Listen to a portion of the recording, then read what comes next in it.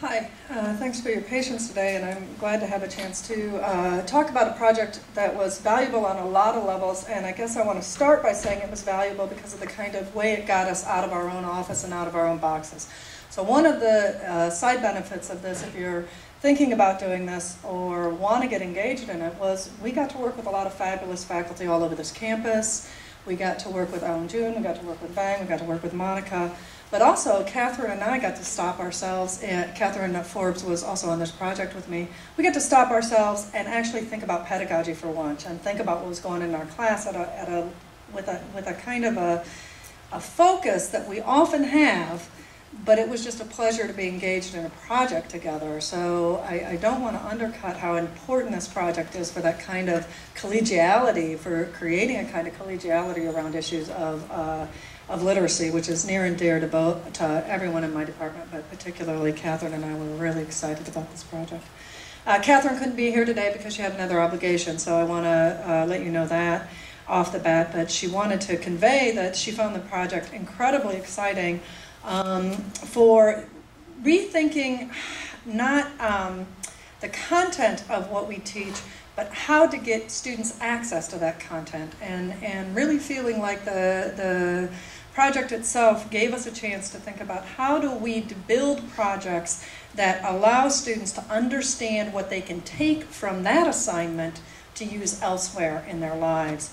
And that was a new way to kind of think about how we do things. In Women's Studies, we're a small program, so we can't always count that our students are going to have that undergraduate class when they get to my upper division class. So we needed to build the undergraduate class in such a way that, that any student in it would be able to use that information because it's a GE course. But also we had to build the upper division course, which is our required course for our majors, the History of Feminism course that I teach. I had to build back into that project.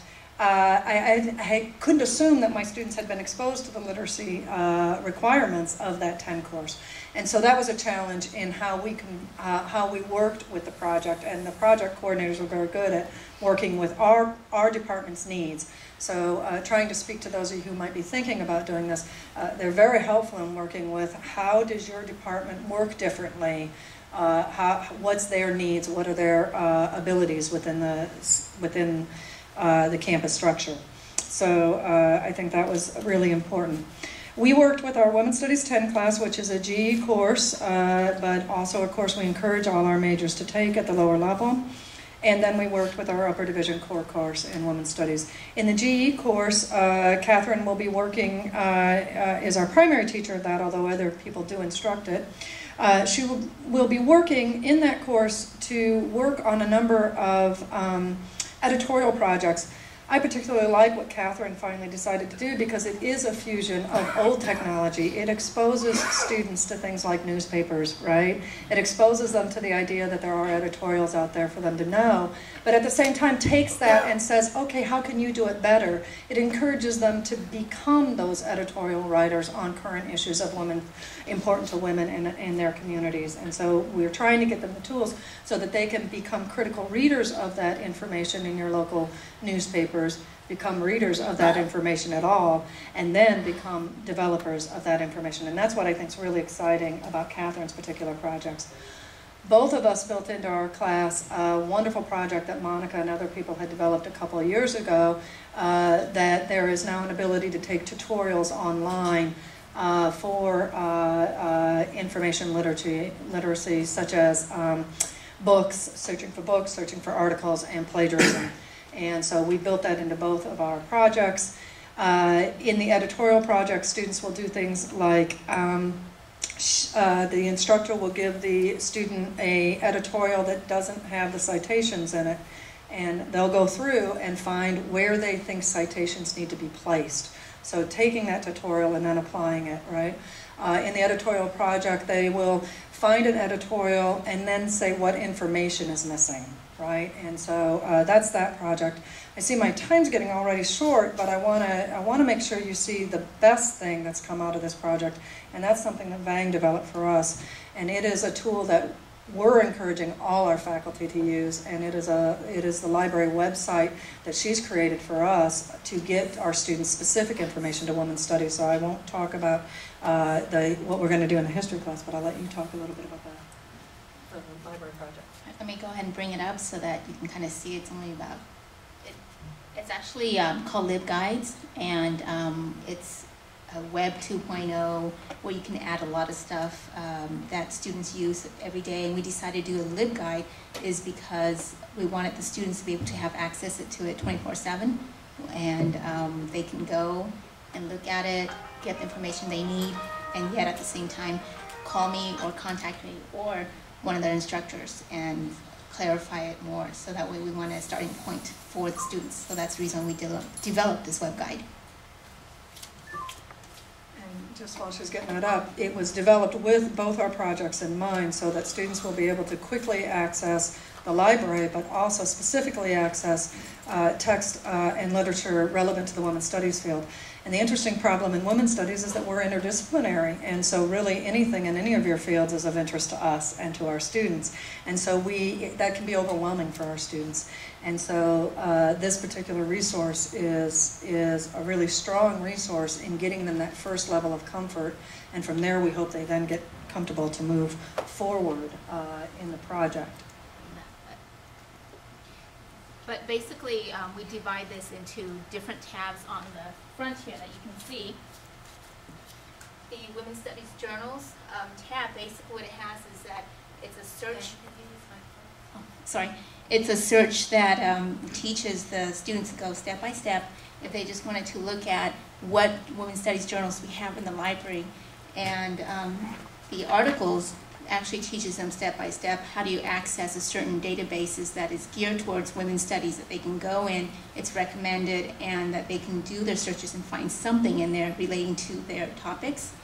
And then the primary, secondary sources are very important, and we wanted to make sure that they have that background in it before they actually go to Loretta's class. And then the citing evaluations, and then this self-help actually has the tutorials of a lot of different things that we offer, or tutorials that they can take themselves if they don't want to actually talk to a person and they're so used to texting, they just want to text instead of talking to a person. They can actually go to the self-help and find information themselves and then text us or call us, and we can help them after that. Can you click on self-help? Yes.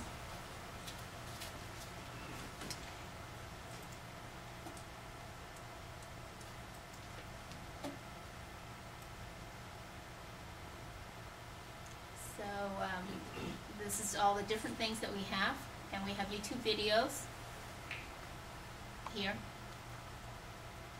And then we have the assignment research calculator that students can actually use.